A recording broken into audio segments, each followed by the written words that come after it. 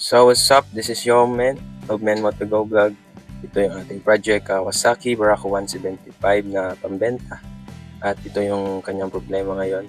Yung kanyang crankcase. Nabakas na yung kalumaan. Kaya subukan nating linisan ng maigi. Maging presentable naman kahit konti. Gagamit lang ako dito ng brush at saka yung mahiwagang puff na panglinis ng toilet. At yan, nalagyan ko na. Ibabad lang natin dyan ng kahit 5 minutes siguro. Mas banlawan na natin. Makikita natin mamaya kung ano yung resulta. At ito naman yung sa kabilang side, yung hindi ko pa nalagyan ng mahiwagang likido. At makikita natin mamaya yung pagkakaiba ng dalawang sides. At ito naman yung binili kong ignition switch at tank cover ng ating si Kawasaki Barako 175. Kasi sira na yung kanyang tank cover. Kaya papalitan natin ng bago. Ito ay JRS brand at madali lang naman itong i-install. 2 bolt lang yung kailangang higpitan. At yun, goods na. Dito naman sa ignition switch, papalitan na rin natin ng bago. Kasi kahit anong susi yung gamitin mo dito ay na-on siya. Yung ipapalit natin dito ignition switch is JRS. Hindi ko na sana papalitan kasi dadagdag lang sa expenses ko. Ipambenta ko naman yung motor. Pero iba pa rin kung merong maayos at presentable susian kasi ignition switch ito yung para sa safety niya.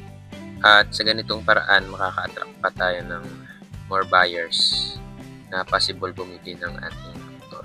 Kaso parang meron akong maliit na problema kasi yung susi ng ignition switch at susi ng tank cover natin is magkamukha.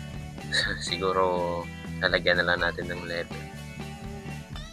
Sa ignition switch, medyo mahirap i-install ito kasi nasa ilalim nito nasa likod ng headlight at kailangang maraming baklasin para ma-install ito yung ating ignition switch. Kailangan kunin yung headlight para mailagay yung ignition switch natin dun.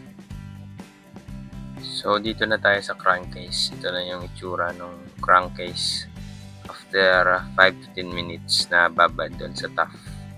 So, meron lang akong nakikitang improvements. Pero yun, babanlawan.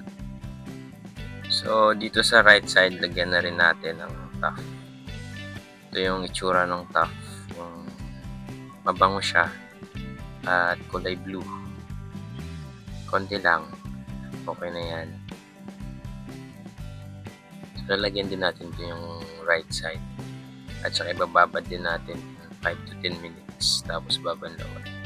Dito sa right side is mas maraming kasulok-sulukan kailangan lagyan. Pero hopefully magiging maganda yung resulta nito mamaya.